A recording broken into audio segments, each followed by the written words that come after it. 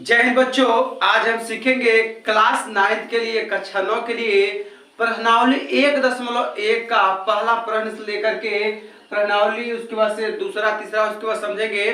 तो प्रश्नावली 1.1 को आज हम बारीकी समझने का प्रयास करेंगे बच्चों। तो देखिए, इस प्रश्न को समझने के लिए आपको क्लास 9 के प्लेलिस्ट में नंबर सिस्टम या संख्या पद्धति के नाम से आपको वीडियो मिलेगा। आप उसको अवश्य देख लीजिएगा, क्योंकि उसके ज्ञान के बिना इस एक्सरसाइज को करना थोड़ा मुश्किल होगा, क्योंकि बार बार इसमें आपके नंबर्स की आवश्यकता पड़ेगी कि सम विषम भाज्य भाज्य, तो उसको आप देख लेंगे तो थोड़ा अच्छा होगा। तो आइए देखते हैं प्रश्न नंबर पहला। बिना देर किए तो वीडियो स्टार्ट करते बच्चों, और आप अपनी पढ़ाई में फिर से मन तन धन मन से लग जाइए अच्छे से। तो देखिए बच्चों, प्रश्न पहला है कक्षा 9 का प्रश्नावली 1.1 पहला क्वेश्चन है, क्या शून्य एक परिमेय संख्या है? क्या इसे आप p बटे q के रूप में लिख सकते हैं, जहां p और q पूर्णांक है और q नॉट इक्वल टू 0 है। बच्चों देखिए, तो आपको यह बताना है कि 0 आपका या शून्य आपका क्या है, एक परिमेय संख्या है कि नहीं, आपको यह बताना है। तो हम देखते हैं, देखिए जब इसका हम हल कर रहे हैं बच्चों, तो हम जानते हैं केवल पहले यह करेंगे क्या शून्य एक परिमेय संख्या है। तो हाँ, क्या लिखेंगे? हाँ, कैसे? देखिए, हम बताए थे परिमेय संख्या क्या होता है, ऐसी संख्या जिसे हम p बटे q के रूप में लिख सकते हैं। परिमेय संख्या कहलाती है q not equal to 0, q का मान 0 के बराबर नहीं होना चाहिए, आपका p का मान 0 के बराबर हो सकता है। तो आइए समझते हैं कैसे। तो देखिए, लिख सकते हैं क्या इसे आप p बटे q के रूप में लिख सकते हैं। देखिए, हाँ, 0 को या शून्य, ठीक है, शून्य बड़ा उपमंत्र रहेगा, ठीक है। हाँ, 0 या शून्य को p बटे q के रूप में लिखा जा सकता है, के रूप में लिखा जा सकता है। देखिएगा कैसे, अब एकदम सही बात की समझिएगा। देखिए, पहले तो आप यह लिख दिया, हाँ, अब लिखेंगे कारण में। अब इसका कारण दे रहा है, जैसे कि कारण, चलिए कारण लिख लेते हैं, शून्य को p बटे q के रूप में लिखा जा सकता है, लिखा जा सकता है। बच्चों तो बात की ध्यान दीजिएगा, क्योंकि कोई भी अगर आपका संख्या है तो उसके नीचे 1 छिपा रहता है। देखिए, तो शून्य को p बटे q के रूप में लिखा जा सकता है, और p और q क्या है, पूर्णांक है। पूर्णांक हम आपको बताया क्या होते हैं, माइनस के सभी संख्या है, प्लस के सभी संख्या है, साथ ही साथ अगर 0 को भी काउंट कर लेंगे तो पूर्णांक संख्याओं का समूह बन जाता है बच्चों। तो देखिए 0 है, जैसे देखिएगा, जैसे 0 अगर है आपका, देखिएगा तो 0 है तो कोई भी अंक उसके नीचे एक छिपा रहता है, तो इसके नीचे भी एक छिपा हुआ है। तो 0 किसके स्थान पे, p के स्थान पे है, और q के स्थान पे क्या है, 1 है। तो आपको यह लिख दिया कि पहले हाँ परिमेय संख्या है, तो 0 या शून्य को p बटे q के रूप में लिखा जा सकता है, भी ठीक है। अब देखिए, तो 0 बटे कोई भी अंक हो या संख्या हो उसके नीचे एक छिपा रहता है बच्चों, तो 0 के नीचे भी एक लिख सकते हैं। तो p के स्थान पे 0 और q के स्थान पे आपका 1 हो गया। तो q के स्थान पे 0 नहीं होना चाहिए, p के स्थान पे 0 हो सकता है बच्चों। तो इस प्रकार से आपका प्रश्न नंबर पहले का आंसर हो गया कि हाँ, शून्य को p बटे q के रूप में लिखा जा सकता है, और 0 बटे 0 है, इसके नीचे लिख सकते हैं, p के स्थान पे 0, q के स्थान पे 1। यह बात आपको समझना पड़ेगा कि इसमें परिमेय संख्या क्या है। तो इसीलिए मैं बोल रहा हूँ कि आप नंबर सिस्टम में संख्या पद्धति का जो वीडियो मेरा आप क्लास 9 की प्लेलिस्ट में जाकर के देख लेंगे, तो आपको बारीकी से एक एक चीज समझ में आ जाएगा। उसके बाद इस एक्सरसाइज को पढ़ेंगे तो और अच्छे से बेहतरीन ढंग से समझ पाएंगे बच्चों।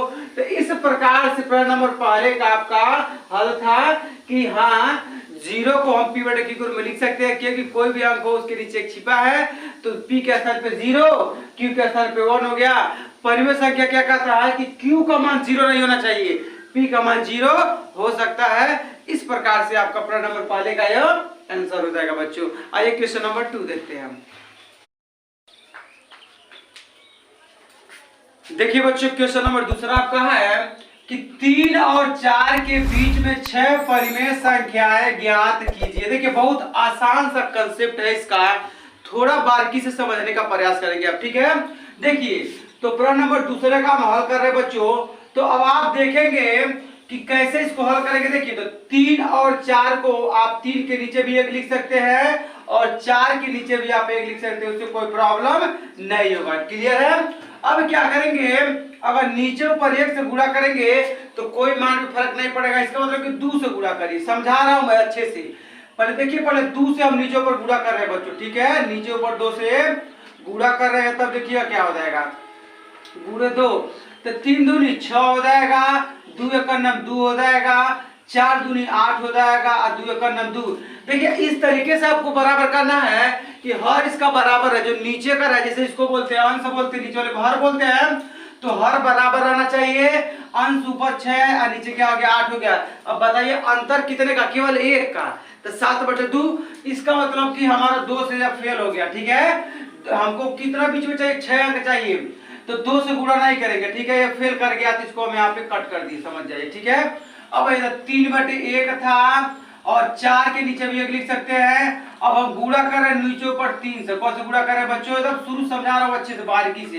तो नीचे ऊपर 3 से जितने से इसमें गुणा करेंगे उसी से इसमें दोनों में ऊपर नीचे गुणा करेंगे, तो 3 त्रिक हो जाएगा 9, 3 एकम 3, 3 चौक हो जाएगा 12, 3 एकम हो जाएगा 3। अब देखिएगा तो 9/3 है, 12/3, तो बीच में क्या बचेगा, 10/3, 11/3। केवल 2 आपको अभी बीच में परिमेय संख्या मिली है, तो यह भी क्या हो गया, फेल कर गया।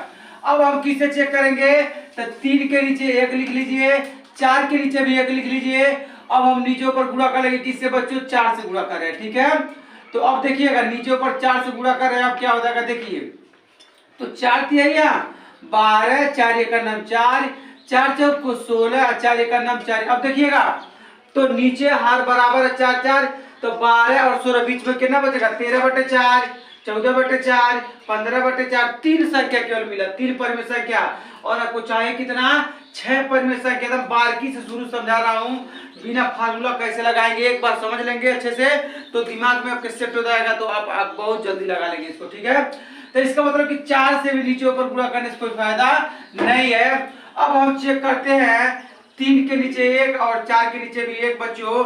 अब हम गुणा चेक करेंगे किससे, 5 से ऊपर नीचे चेक कर लेना, देखते हैं। तो 5 से ऊपर नीचे जब गुणा करेंगे तो अब देखिएगा कितना हो जाएगा, तो जब 5 से करेंगे तो 3 5 15 हो जाएगा, 5 एकम 5 हो जाएगा बच्चों, 4 5 20 हो जाएगा और 5 एकम 5 हो जाएगा। तो 15/5 और 20/5, तो बीच में क्या बचा, 16/5, 17/5, 18/5, 19/5, मतलब कि 4 संख्या मिला अभी। तो यह भी फेल कर गया। आपको चाहिए कितना, 6 संख्या चाहिए। अब हम गुणा कर लेंगे 6 से नीचे ऊपर, ठीक है। तो 3/1 और 4/1, तो नीचे ऊपर कितना गुणा कर रहे हैं हम, अब 6 से गुणा कर रहे हैं बच्चों। तब देखिएगा क्या हो जाएगा, जब 6 से करेंगे तो 6 त्रिकी 18/6, 6 चौको 24/6। अब देखिएगा तो बीच में क्या संख्या बचा, 19/6, 20/6, 21/6, 22/6, 23/6, 5 संख्या मिला। और आपको चाहिए कितना, 6 संख्या चाहिए। इसका मतलब कि अभी क्या हो गया बच्चों, फेल हो गया। तो 3 के नीचे भी 1 लिख सकते हैं, 4 के नीचे भी 1 लिख सकते हैं।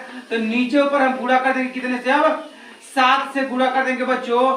तो अब नीचे ऊपर जब 7 से गुणा करेंगे तब देखिए कितना हो जाएगा, तो 7 की 21/7, 7 चौको 28/7। तो आपको मिल जाएगा इसके बीच में संख्या, देखिए तो 21 22/7, 23/7, 24/7, 25/7, 26/7, 27/7। तो आपको बीच में 6 संख्या मिल जाएगा। तो इसी को आप लिख सकते हैं इस तरीके से कि 21/7, 22/7, 23/7, 24/7, 25/7, ठीक है बच्चों। फिर से 26/7, फिर से 27/7 और फिर से हो जाएगा आपका 28/7। बीच की आपको 6 परिमेय संख्या मिल गई, देखिएगा। तो बीच की आपको 6 परिमेय संख्या, 1 2 3 4 5 6।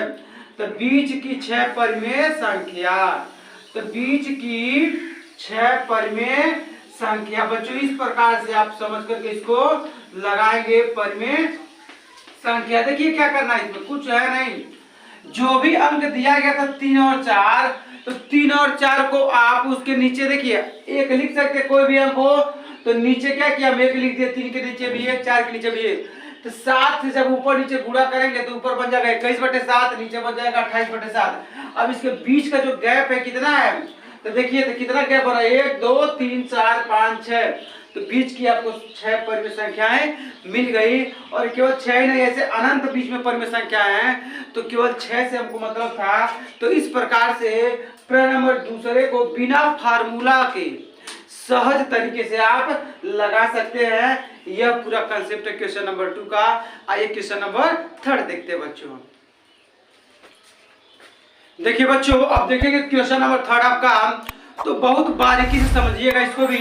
क्वेश्चन नंबर 3 आपका है कि 3/5 और 4/5 के बीच में 5 परिमेय संख्याएं ज्ञात कीजिए। देखिए बच्चों, तो देखिए हर बराबर दे दिया, कोई दिक्कत नहीं है। तो अब फिर से आपको 5 बीच की संख्या निकालना है, तो 1 से गुणा करेंगे अगर नीचे ऊपर तो कोई फर्क पड़ना नहीं। जैसे कि हम बयान लिख के दिखा रहा हूं, 3/5 है और यहाँ आपका है 4/5 है बच्चों। देखिएगा कि अगर 1 से ऊपर नीचे गुणा करेंगे तो कोई फर्क नहीं पड़ेगा, यही चीज आएगा 3/5 4/5। 2 से गुणा करिए ऊपर नीचे, देखिए तो 3 दूनी 6, 6/10 आया, 4 दूनी 8/10। तो देखिए बीच में क्या बचेगा, 7/10। केवल एक आपको बीच की परिमेय संख्या मिलेगी। अब हम 3 से अगर गुणा करेंगे तो 3 त्रिकी 9 और 3 चौको 12, तो कितना मिलेगा, और नीचे तो आपका बराबर होगा ही। तो 9 और 12, तो 9 के बीच में 10 11, केवल 2 परिमेय संख्या मिलेगी। अगर 4 से गुणा करेंगे तो 4 3 12 और 4 चौको 16, तो 12 13 14 15, केवल 3 परिमेय संख्या मिलेगी बच्चों। अब अगर हम 5 से गुणा करेंगे तो 5 3 15 और 5 चौको 20, तो 15 और 20 के बीच में कितनी परिमेय संख्या, 16 17 18 19, केवल 4। अब देखिए, तो अब हम गुणा कितने से करेंगे, 6 से करते हैं बच्चों। अब देखते हैं 6 से क्या होता है। तो जब 6 से करेंगे तो 6 3 18 और 6 चौको 24, तो 18 19 20 21 22 23, 5 परिमेय संख्या आपको मिल जाएगी। जैसे देखिए, तो नीचे ऊपर हम गुणा कर देना 6 से बच्चों, ठीक है। नीचे ऊपर गुणा कर देंगे आप 6 से। देखिए तो 6 3 18/6 5 30 हो जाएगा, 4 6 24, अब 5 हो जाएगा, 5 6 आपका हो जाएगा 30 बच्चों, सही समझिएगा।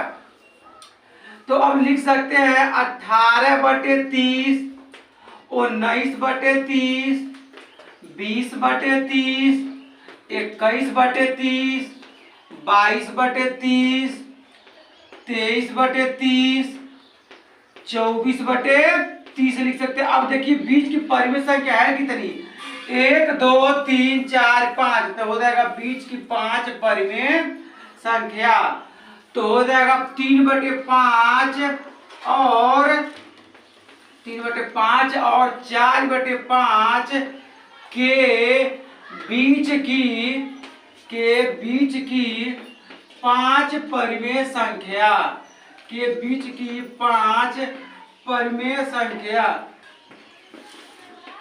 5 परिमेय संख्या बच्चों। इस प्रकार से आपको प्रश्न नंबर 2 सॉल्व करना था। देखिए आपके दिमाग में आ जाएगा कितने से गुणा करें, बीच गैप देख लेंगे आप, क्योंकि नीचे तो बराबर आएगा ही, केवल ऊपर वाले देखते मतलब कितना हो, जैसे 6 3 18 6 चौको 24। अब हम देख लेंगे बीच में 5 संख्या आ जा रहा है, 19 20 21 22 23, और नीचे का तो बराबर रहेगा ही, कोई दिक्कत नहीं, क्योंकि नीचे का आपका और सेम दिया था 5, तो जिससे भी गुणा करेंगे तो नीचे तो बराबर आना ही है। तो इस प्रकार से 3/5 और 4/5 के बीच में 5 परिमेय संख्या क्या क्या हो जाएंगी, तो 19/30, 20/30, 21/30, 22/30, 23/30 और फिर से हो जाएगा 24/30। इसको चाहे तो आप कट करेंगे तो फिर यही चीज आएगा, 6 से कट करेंगे तो 6 3 18 6 5 30, इसको करेंगे 6 चौको 24 6 5 30। तो इस प्रकार से प्रश्न नंबर 3 को आपको हल करना था। आइए हम देखते हैं क्वेश्चन नंबर 4 बच्चों। तो बिना वीडियो स्किप के लास्ट तक अवश्य देखिएगा, ताकि आप एक एक क्वेश्चन को बारीकी से समझ सके बच्चों। देखिए बच्चों, अब देखेंगे प्रश्न नंबर 4 आपका है, तो बहुत अच्छे से इसको भी समझिएगा कि नीचे दिए गए कथन सत्य है या असत्य। पहले तो यह बताना है कि ये जो आपका कथन दिया गया सत्य है कि असत्य में, उसके बाद से कारण के साथ अपनी अभ्यास पुस्तिका में लिखिए। देखिएगा, तो अब हम इसको पहले प्रश्न आपका है कि प्रत्येक प्राकृतिक संख्या पूर्ण संख्या होती है। देखिएगा हम पहले का हल कर रहे हैं बच्चों, ठीक है। तो पहले का हल है, देखिएगा आप सही समझिएगा। तो अब आप जानते हैं, इसीलिए हम बार बार बोल रहा हूं कि आप क्लास 9th का जो प्लेलिस्ट हमने बनाया है मेरे चैनल पे जाइएगा और वहां आपको मिल जाएगा संख्या पद्धति या नंबर सिस्टम के नाम से।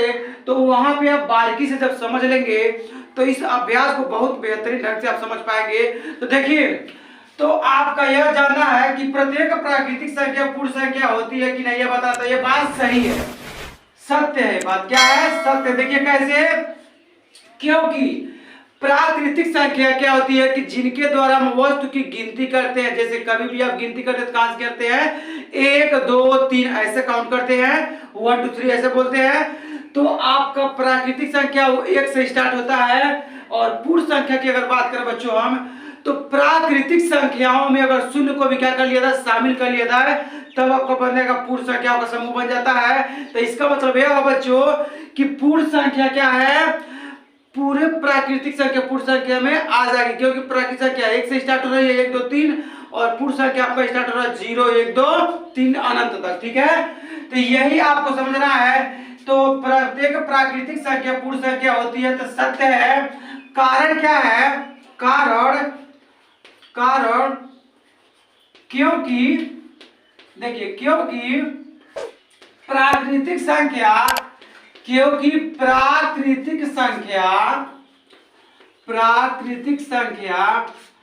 एक से प्रारंभ होती है, एक से प्रारंभ होती है।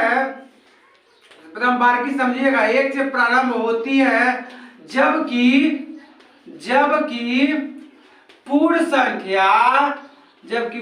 संख्या कहां से प्रारंभ होती है? शून्य से। जबकि पूर्ण संख्या 0 या 0 से क्या होती है? प्रारंभ होती है। तो अब बताइएगा, 0 से प्रारंभ होती है। समझ लेते हैं इसको फिर से एक बार। देखिए, तो यही आपने लिखा कारण में कि जो प्राकृतिक संख्या है कहां से स्टार्ट होता है। जैसे हम नीचे एग्जाम्पल आपको दे रहा हूं, एग्जाम्पल देखिए।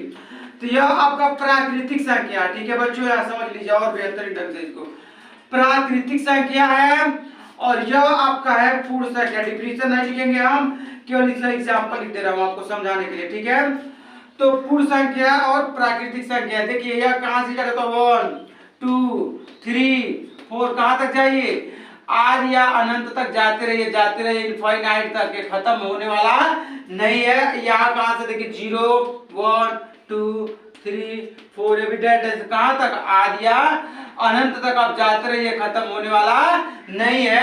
तो आप देख रहे हैं कि प्राकृतिक संख्या 1 से स्टार्ट हो गया है, जबकि पूर्ण संख्या कहां से स्टार्ट हुआ है? 0। तो पूरी प्राकृतिक संख्या पूर्ण संख्या समाहित हो जाएगी, तो हो जाएगी। तो यही बता कि प्रत्येक प्राकृतिक संख्या पूर्ण संख्या होती है, तो सत्य है, बात सही है। तो चौथे का प्रश्न नंबर पहले का यही क्या हो जाएगा? आपका उत्तर हो जाएगा। और इसको क्या लिख देंगे आप? कारण में लिख देंगे। यही इस प्रश्न में बता था। इसका हम दूसरा देखते हैं बच्चों। देखिए बच्चों, क्वेश्चन नंबर 4 का सेकेंड आपका है। तो प्रश्न नंबर दूसरा पूछ रहा है इसमें कि प्रत्येक पूर्णांक एक पूर्ण संख्या होती है, यही बताना आपको। तो देखिए बच्चों, तो दूसरे का हल में आप लिखेंगे कि यह बात असत्य है, गलत है। क्या है? असत्य है। कारण क्या है? अब कारण में हम लिखेंगे, देखिएगा कारण में, देखिए कारण क्या है समझ लेते हैं पहले। तो पूर्णांक संख्या की अगर हम बात करें बच्चों, तो पूर्णांक संख्या क्या होता है? धनात्मक की सभी संख्याएं, ऋणात्मक की सभी संख्याएं, और साथ ही साथ 0 को भी क्या करना हम काउंट कर लेंगे, तो बन जाएगा आपका पूर्णांक संख्याओं का समूह बन जाता है। जबकि पूर्ण संख्याओं का डिफिनेशन अलग है। पूर्ण संख्याओं का डिफिनेशन क्या है कि प्राकृतिक संख्याओं के समूह में अगर 0 को भी मिला लिया जाए, शामिल कर लिया जाए, तो पूर्ण संख्याओं का समूह बन जाता है बच्चों।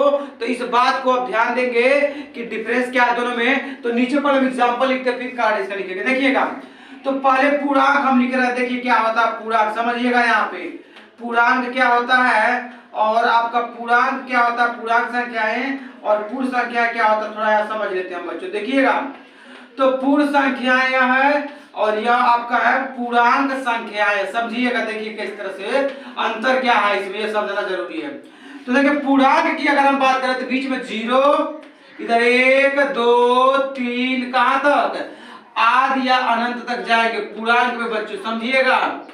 ठीक है, अब इधर अगर हम बात करें तो -1, -2, -3 ये भी कहां तक जाएंगे हम, आदि या अनंत तक जाएंगे। तो समझिएगा कि यह अंतर है कि धनात्मक सभी संख्याएं, ऋणात्मक सभी संख्या, साथ ही साथ जीरो को भी मिला लेंगे तो ये पूर्ण संख्याओं का समूह बन जाएगा, सॉरी पूर्णांक संख्याओं का बन जाएगा। और पूर्ण की अगर बात करें तो केवल 0, 1, 2, 3, 4 डेट कहां तक, आदि तक। आप बताइए कि जो सभी आपके कहा गया कि प्रत्येक जो पूर्णांक है वो पूर्ण संख्या हो पाएगा नहीं, क्योंकि पूर्ण में आपका निगेटिव संख्याएं नहीं लेते। क्योंकि कारण क्या है, क्योंकि पूर्ण संख्याओं में, क्योंकि पूर्ण संख्याओं में आप समझ चुके हैं क्या अंतर है, निगेटिव की संख्या नहीं ली जाती, ऋणात्मक संख्याएं नहीं लिखी जाती है। क्योंकि पूर्ण संख्याओं में ऋणात्मक संख्याएं नहीं लिखी जाती हैं, क्योंकि पूर्ण संख्याओं में पूर्ण संख्याओं में ऋणात्मक संख्याएं नहीं लिखी जाती हैं, ऋणात्मक संख्याएं नहीं होती है या नहीं लिखी जाती है, नहीं होती है। ठीक है, केवल क्या होती है, धनात्मक संख्या होती है। देखिए इसको फिर से, क्योंकि पूर्ण संख्याओं में ऋणात्मक संख्याएं नहीं, तो देखिए पूर्ण संख्या में ऋणात्मक कहाँ नहीं है, 0, 1, 2, 3 है, लेकिन आपका पूर्णांक में ऋणात्मक संख्याएं भी है, धनात्मक भी, और साथ ही साथ क्या है, शून्य भी है। इस प्रकार से चौथे का आपका दूसरे का हल हो जाएगा कि असत्य है। कारण क्या, क्योंकि पूर्ण संख्याओं में ऋणात्मक संख्याएं नहीं होती है। यहाँ पे एग्जाम्पल जैसे नीचे हम दे दिया गया, समझा दिया गया बच्चों। क्वेश्चन नंबर तीसरा आपका है कि प्रत्येक परिमेय संख्या एक पूर्ण संख्या होती है। तो देखिए बच्चों, हम पहले समझ लेते हैं। तो प्रत्येक परिमेय संख्या भी हम जानते हैं कि ऐसी संख्या है जिसे हम p/q के रूप में लिख सकते हैं और q का मान 0 के बराबर नहीं होना चाहिए, उसको हम बोलते हैं परिमेय संख्या बोलते हैं। और पूर्ण संख्या आप जानते हैं कि प्राकृतिक संख्याओं के समूह में यदि शून्य को भी शामिल कर लिया जाए तो पूर्ण संख्याओं का समूह बन जाता है, जैसे 0, 1, 2, 3। तो इस प्रकार से आप देख रहे हैं कि प्रत्येक परिमेय संख्या एक पूर्ण संख्या होती है कि नहीं। तो बात क्या गलत है बच्चों, गलत कैसे है देखते हैं। देखिए तो बात क्या असत्य है या गलत है, देखिए कैसे, क्योंकि देखिए कारण क्या है, कारण में आप लिख देंगे क्योंकि प्रत्येक जो परिमेय संख्या होती है, देखिए आप p/q के रूप में लिख सकते हैं, लेकिन पूर्ण संख्या को p/q के रूप में सब नहीं लिख पाएंगे। देखिए जैसे कि कारण क्या है कि परिमेय संख्या 1/2 पूर्ण संख्या नहीं है, पूर्ण संख्या नहीं है। कारण क्या है, नहीं है। देखिए तो आप देख रहे हैं कारण क्या, देखिए परिमेय संख्या होता क्या पहले समझ लेते हैं। तो परिमेय संख्या की अगर हम बात करें तो परिमेय संख्या आपका जो होता है बच्चों वह होता है जैसे कि 1/2, 3/4, √16, उसके बाद से ऐसे ही और आदि तक अनंत तक। क्लियर है। तो परिमेय संख्या क्या, जिसे हम p/q के रूप में लिख सकते हैं। और अगर हम बात करें पूर्ण संख्या की तो पूर्ण संख्या क्या होता है बच्चों, पूर्ण संख्या आपका होता है 0, 1, 2, 3, 4 डेट कहां तक, आदि या अनंत तक। अब आप देखिए तो अंतर क्या है, अगर हम बात करें कि 1/2 पूर्ण संख्या तो है, परिमेय संख्या तो है लेकिन पूर्ण संख्या नहीं है। 3/4 भी परिमेय संख्या तो है लेकिन पूर्ण संख्या नहीं है। कारण क्या है, यह आपका 3/4 देखिए p/q के रूप में है, लेकिन इसको हम पूर्ण संख्या नहीं बोल सकते। तो यही कारण है कि परिमेय संख्या 1/2 या 3/4 या ऐसी कोई भी संख्या है, आपका परिमेय संख्या पूर्ण संख्याएं नहीं है। मतलब यह है बच्चों कि कोई भी संख्या अगर जैसे मान लीजिए 2/3 है तो परिमेय संख्या तो है p/q के रूप में है, लेकिन उसको पूर्ण संख्या वो नहीं है। यही कारण है कि आपका प्रत्येक परिमेय संख्या एक पूर्ण संख्या होती है कि नहीं। तो बात क्या है, गलत है, असत्य है। इस प्रकार से आपको आपका एक्सरसाइज प्रश्नावली 1.1 पूरा कंप्लीट हो गया।